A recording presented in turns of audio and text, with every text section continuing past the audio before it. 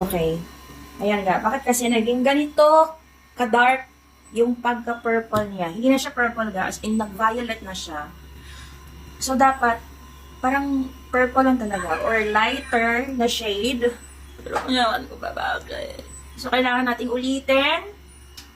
Wala. Ayaw ko ng ganyang itsura ga. Uulitin ko yan ga. Wait lang, ulitin natin yan ga.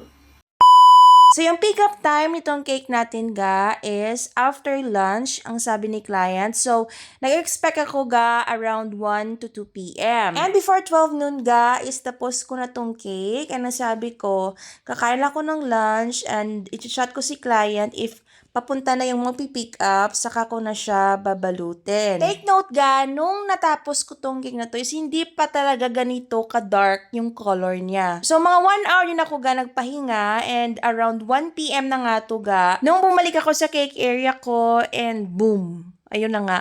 So, hindi na tayo nagdalawang isip na ulitin.